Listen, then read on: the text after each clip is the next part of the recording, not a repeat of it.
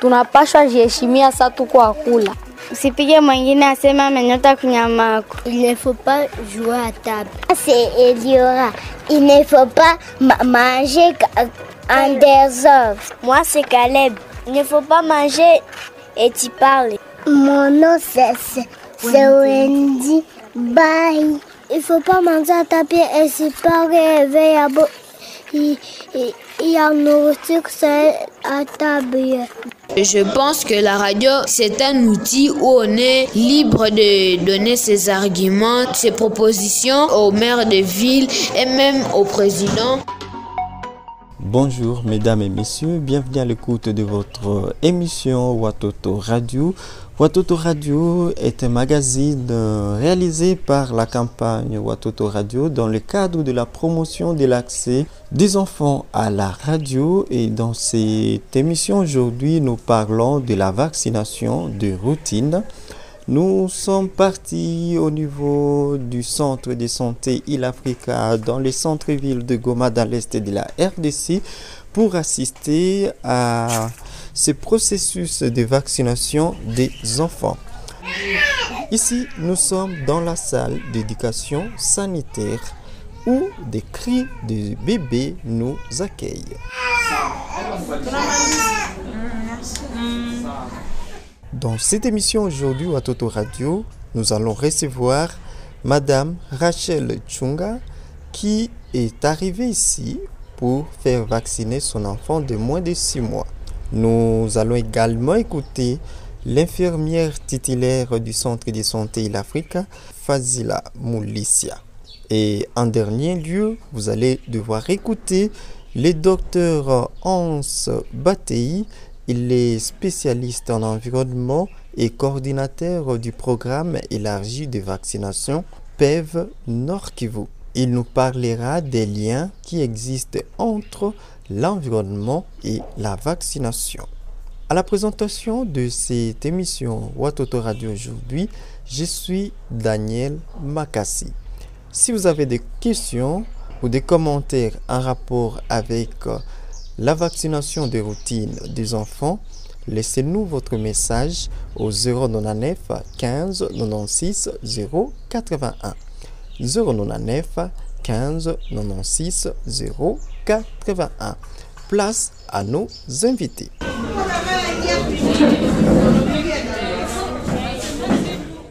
Madame Rachel Chunga, bonjour. Bonjour, monsieur.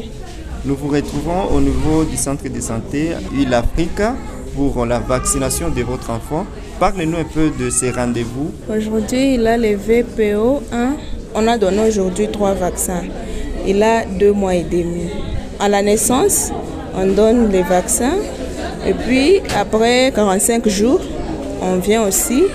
Et donc, chaque après 1 mois, on donne les rendez-vous. Jusqu'à 4 mois, on viendra seulement pour les peser. Jusqu'à 6 mois, et on continue le calendrier. Comme on le sait tous, les vaccins, c'est pour prévenir les maladies. Et il n'y a rien de mieux que garder son enfant en bonne santé. Quel message partagez-vous à d'autres femmes qui ont un peu de la réticence pour faire vacciner leurs enfants? On a toujours dit qu'il vaut mieux prévenir que guérir. Et quand on a un enfant, on doit tout faire pour garder cet enfant en bonne santé. Et on nous aide en nous donnant ces vaccins gratuitement. Tout ce qui nous reste à faire, c'est de respecter les calendriers, arrêter tout ce qu'on fait, maîtriser son rendez-vous et les respecter chaque fois qu'on a rendez-vous pour les vaccins de son enfant. À présent, l'infirmière titulaire du centre de santé Il-Africa, Madame Fazila Moulissia, répond aux questions des journalistes amis de l'enfant pour la section du Nord Kivu RJAE. On date de ce 6 septembre 2023 à Goma. Les activités de vaccination au centre de santé Il-Africa se passent bien. Et en tout cas, il n'y a vraiment pas de problème, comme on peut le dire. Les mamans viennent chaque mercredi. Samedi, nous y allons avec la CPS 2. Et aussi, on a introduit la vaccination dans le sens où nous avons procédé à la vaccination au VPI2 et au VAR2. VAR2, ces enfants, nous les récupérons seulement samedi. samedi et le mercredi. Ceux qui ont raté mercredi, on les récupère samedi. Maintenant, les activités se passent bien, d'autant plus que les mamans viennent chaque matin. Le matin, et les mamans viennent, on les reçoit à partir de la porte. Selon l'heure d'arrivée, on va leur donner un jeton qui correspond à leur numéro d'arrivée. Et après ça, on va procéder à l'enregistrement. Et pendant l'enregistrement, on sera en train de faire passer un message par rapport aux différents antigènes, par rapport aux soins post-vaccination. Tout cela nous faisons. Et cela se passe bien dans un bon climat. Les mamans sont contentes. Dans chaque séance, nous avons une moyenne de 80 mamans à la vaccination. Et comme ces derniers temps, nous trouvons que la vaccination a un peu diminué. Mais sinon, nous avions une moyenne. Les jours passés, on avait une moyenne de 100, 120, 150. Et on voulait beaucoup plus savoir, est-ce que les mamans sont bien sensibilisées sur le tout nouveau calendrier vaccinal? Qu'est-ce que vous faites pour les sensibiliser par rapport à ça? Très bien, merci. Comme nous sommes dans notre structure, avant toute vaccination, avant toute séance de masse, nous avons toujours procédé à une éducation sanitaire. Et cette éducation sanitaire porte toujours sur les sensibilisations pour le respect des calendriers vaccinaux. Et c'est là que nous avons pris le nouveau calendrier qui a repris notamment le VPI 2 et le VAR2. Le VPI pour le VPI 2 c'est le renforcement de la vaccination contre la poliomyélite. Comme nous donnions souvent cette vaccination à la poliomyélite jusqu'à 3 mois et demi. À 3 mois et demi, et cela était par gouttes. C'est seulement à 14 semaines, donc 3 mois et demi, que nous augmentons l'injection, le VPI, donc le vaccin anti-polio en injectable. C'est ça que nous avons. Et là, on nous a demandé d'augmenter ce VPI-là, même à 9 mois, comme pour renforcer toujours ces doses que l'enfant a reçues avant 9 mois. C'est pour les renforcer. Et le VAR2, c'est le vaccin anti-rougeole que nous renforçons à partir à l'âge de 15 mois. À l'âge de 15 mois, et c'est toujours le VAR en injectable. Alors, les mamans sont sensibilisées pour ça. Chaque jour, on en parle. C'était juste après la formation des prestataires. On en parle chaque jour. Et cela, les mamans sont déjà habituées. Elles amènent les enfants. Et quand il y a quelque chose qu'elles n'ont pas attendu, elles ont toujours tendance à demander. Et surtout celles qui peut-être n'ont pas respecté leur calendrier. Là, on a toujours pris soin de leur parler de nouveau de ces calendriers-là. Et cela se passe vraiment bien. Et en tant qu'infirmière, peut-être que vous aurez aussi d'autres questions. Quelles sont les conséquences pour un enfant qui n'a pas respecté son calendrier vaccinal? Est-ce que vous avez déjà vécu certaines conséquences, je dirais néfastes, sur des enfants qui n'ont pas été vaccinés par tel ou tel autre vaccin? Oui. C'est comme... je puis me dire qu'il y a vraiment des conséquences pour cet enfant qui ne respecte pas son calendrier vaccinal, d'autant plus qu'il y a donc, tel que établi le calendrier vaccinal, un enfant doit être vacciné à le BCG que nous demandons que l'enfant reçoive dans les 14 jours après la naissance. Et si l'enfant, du moins, n'a pas respecté ces 14 jours, il est exposé automatiquement à toute tuberculose éventuelle qui puisse se présenter. Et là, si, par exemple, l'enfant peut aller jusque 2 ou 3 mois sans pour autant recevoir ce BCG. Donc, je voulais dire dans ce cadre que c'est en respectant les calendriers, les différents antigènes, les différents moments de recevoir certains antigènes, c'est pour autant se protéger contre la maladie et pour laquelle on donne ce vaccin.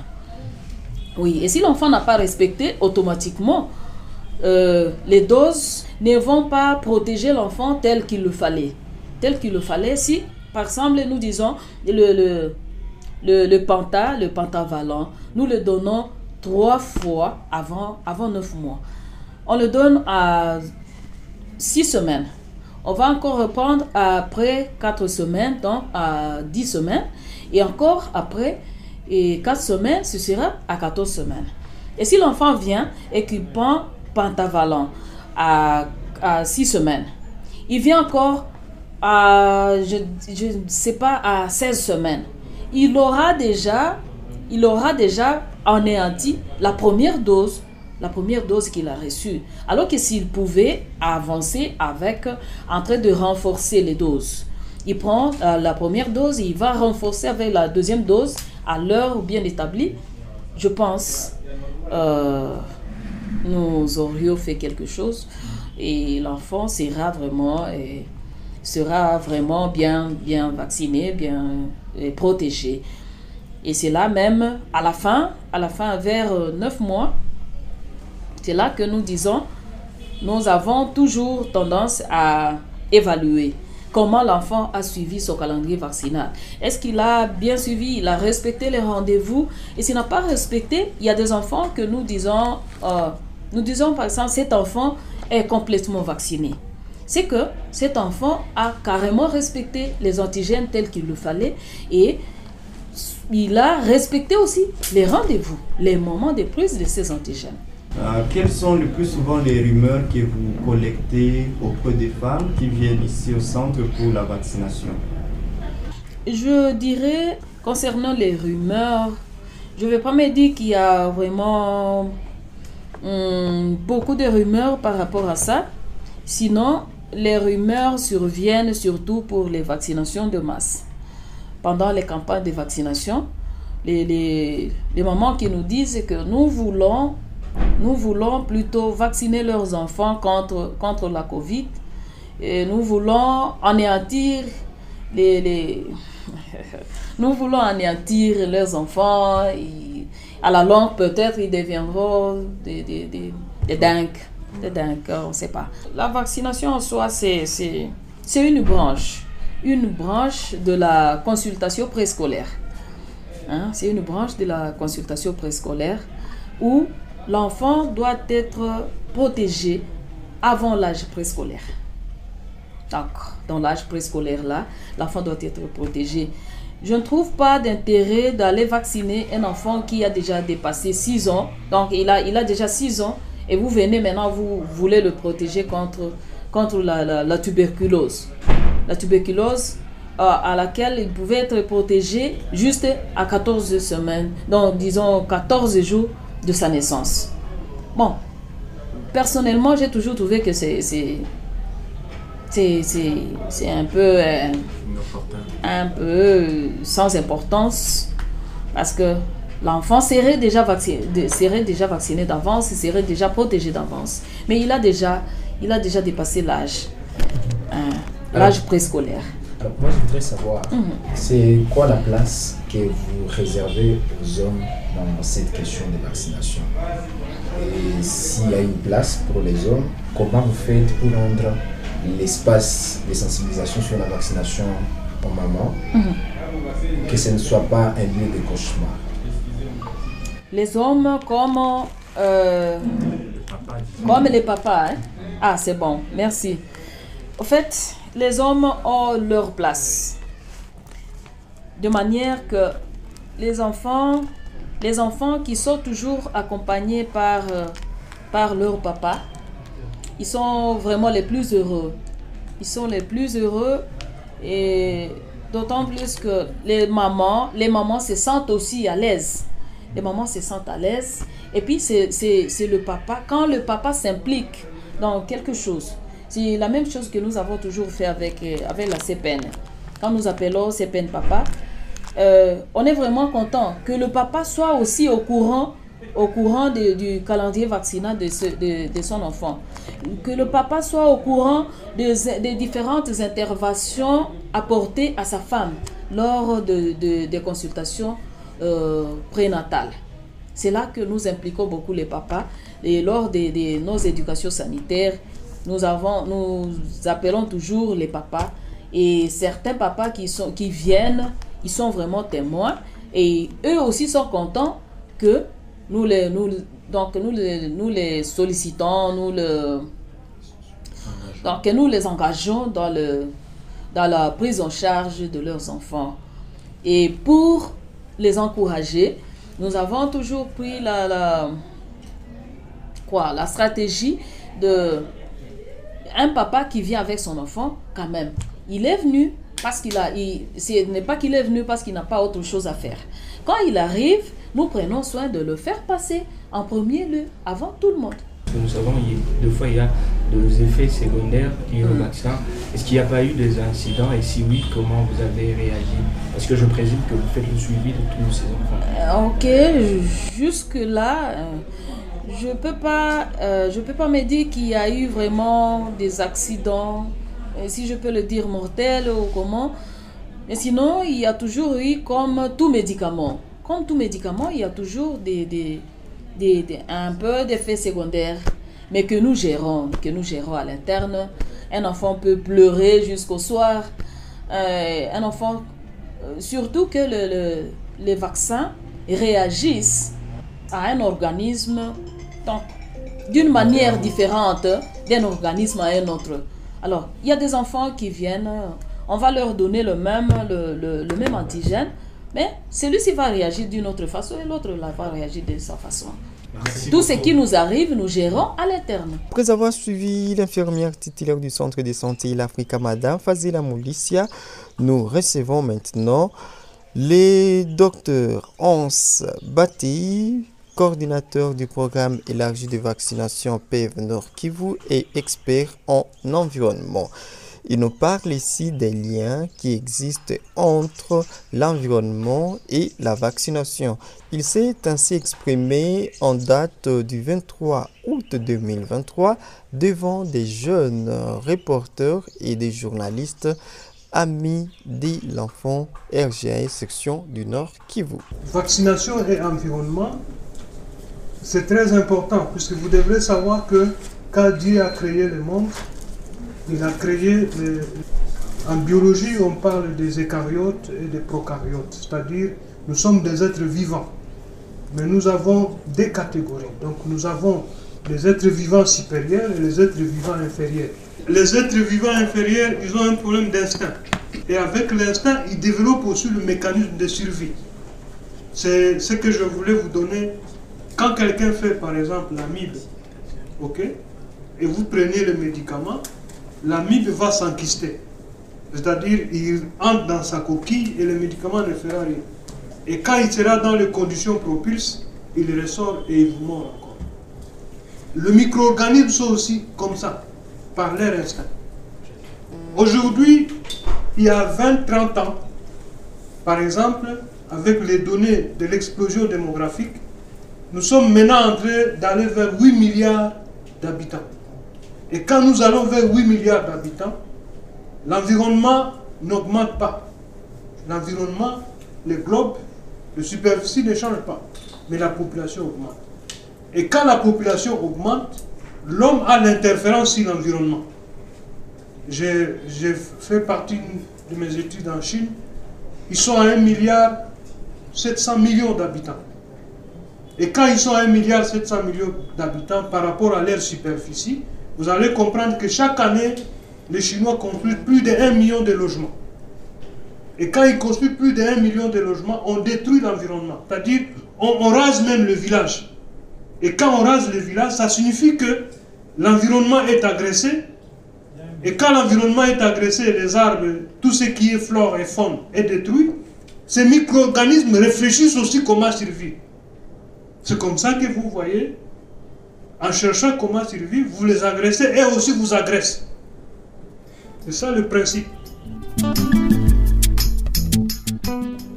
C'est-à-dire quand vous allez au village, par exemple, vous avez vécu en ville, vous allez au village, vous aurez difficile à vous adapter puisque la vie du village, il y a des intempéries, il y a tout ce qu'on peut avoir comme problème.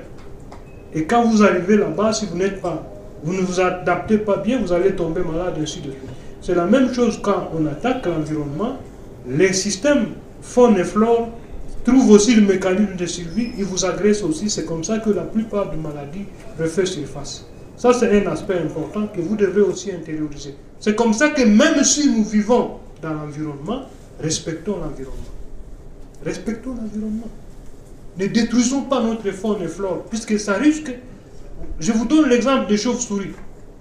Vous voyez les chauves-souris là qui circulent.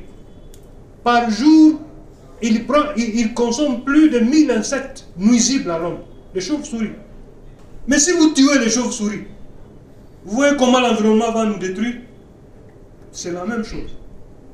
Ça signifie que plus nous détruisons l'environnement, plus beaucoup de microbes refait surface. Et quand ça refait surface, ça nous agresse. Encore une fois, je vais vous rencontrer avec le réchauffement climatique. Notre système immunitaire est affaibli. Affaibli. Tout ce que nous mangeons comme OGM, des organismes génétiquement modifiés, ça perturbe notre système hormonal à tel point que le système immunitaire devient plus faible. Je suis avec vous quand vous voyez un grand-parent qui a 100 ans, vous le comparez à nous, vous allez voir que nous sommes fragiles. L'exemple est simple, quand on était enfant, sous la pluie on jouait nid. Mais aujourd'hui, mettez ces enfants nid sous la pluie, ils vont faire la fièvre, ils vont tomber malades, ils vont être hospitalisés. Ça signifie que notre système immunitaire s'affaiblit aussi avec le réchauffement climatique, avec notre alimentation, avec la destruction de l'environnement. Et quand ça se détruit, ça fait que le microbe aussi refait surface. C'est comme ça que nous avons toutes ces maladies qu'on appelle les maladies qui viennent de l'environnement. Ebola, ça vient de l'environnement, ça contacte l'homme. Covid, ça vient de l'environnement, ça contacte l'homme. Beaucoup de maladies, il y a Zika, il y a le charbon, toutes ces maladies qui commencent à refaire surface. Et comme ces maladies commencent à refaire surface, le monde médical ne va pas se taire. C'est comme ça qu'avec des recherches, vous allez voir, effectivement, on a eu Covid, une maladie qui avait plus de trentaine d'années qui a refait surface. Il fallait trouver la solution contre Covid. C'est comme ça que vous avez vu, on avait Covid dans les années 2002, 2012, et les gens ont continué à travailler. Quand ça réapparaît en 2019, il fallait vite avoir le vaccin contre Covid-19. C'est comme ça qu'on a eu le vaccin contre Covid-19.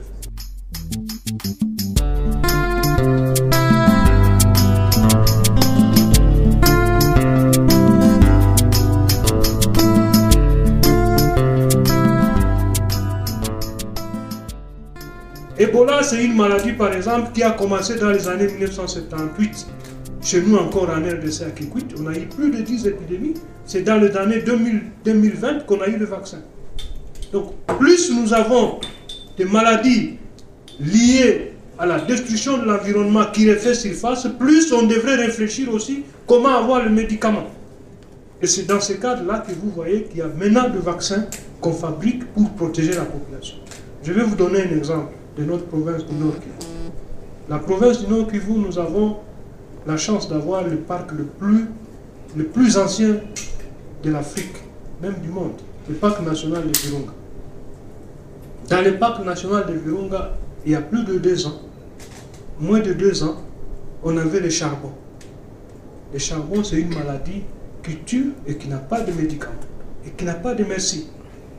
Cette maladie tuait les hippopotames.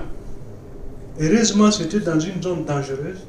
Les braconniers n'ont pas eu la chance d'accéder à la viande pour aller la vendre dans la communauté. Si les braconniers avaient eu accès à cette viande et l'amener dans la communauté, les gens allaient manger la viande des hippopotames et on serait en train de mourir de charbon, une maladie qui n'a pas de médicaments, et on serait encore en train de vivre une épidémie sans description. Et les gens seraient en train de mourir comme des insectes. Ça signifie quoi? Ça signifie qu'être humain que nous sommes, on doit être en harmonie avec notre environnement. S'il faut détruire l'environnement, il faut le détruire intelligemment pour notre survie, mais aussi les animaux inférieurs doivent survivre. Ça entre vraiment dans cette question-là. L'environnement, effectivement, le fait que nous le détruisons méchamment, les germes qui étaient en symbiose, qui vivent dans l'environnement, se retrouvent aussi agressés et ils développent le mécanisme de survie et ils nous agressent. Et comme ils nous agressent, nous devons aussi réfléchir comment trouver des remèdes pour être protégés et vivre avec eux. C'est comme ça que vous avez vu, il y a de cela des années, on n'avait pas de vaccin contre la fièvre jaune. Depuis 2003, on a introduit les vaccins contre la fièvre jaune. Après un moment, on a introduit d'autres vaccins contre les autres bactéries ou des virus qui agressent l'homme. Et aujourd'hui, on a introduit les vaccins contre Ebola, on a introduit les vaccins contre Covid. Il y a des recherches qui continuent pour les vaccins contre la Zika. C'est aussi une maladie qui tue les gens, une maladie virale aussi. Il y a d'autres vaccins, effectivement, qu'on est en train de mettre sur le point. L'année prochaine, probablement, on a un vaccin contre le paludisme qui a commencé à être utilisé dans le pays en Afrique de l'Ouest. Okay? Il y a le vaccin contre le virus chez les femmes qui provoque les cancers des côtes. D'ici là, on va aussi l'introduire pour protéger les femmes contre le papillomavirus qui provoque les cancers des côtes. Donc beaucoup plus de maladies émergent, mais aussi notre système immunitaire s'affaiblit de par notre alimentation. Vous avez été nombreux à nous suivre. Aujourd'hui, il était question de parler de la vaccination de routine. Nous avons reçu Madame Rachel Chunga qui nous partageait son expérience en tant que mère pour la vaccination de son enfant. Et en deuxième position, nous avons écouté Madame Fazila Moulissia qui est infirmière titulaire au centre de santé l'Africa. Et en dernier lieu, il était question d'écouter le docteur Hans Battey qui est le coordinateur du programme élargi de vaccination PEV Nord Kivu et expert en environnement. Et je profite par cette occasion pour dire merci à tous ceux qui nous ont aidés pour la réalisation de cette émission, plus particulièrement aux journalistes amis de l'enfant pour la section du Nord Kivu RJAE. Nous disons également merci au programme élargi de vaccination PEV. Mesdames et messieurs, vous qui avez été nombreux à nous écouter, nous vous disons merci. N'hésitez pas de nous partager vos avis, vos commentaires au numéro 099 15 96 081 099 15 96 081. Pour le compte du Watoto Radio, je vous dis merci, et pour ceux qui sont toujours fidèles à l'écoute de la radio Bora FM sur 73.5 MHz, nous vous disons merci. À la présentation de cette émission, j'étais Daniel Makassi. Portez-vous bien.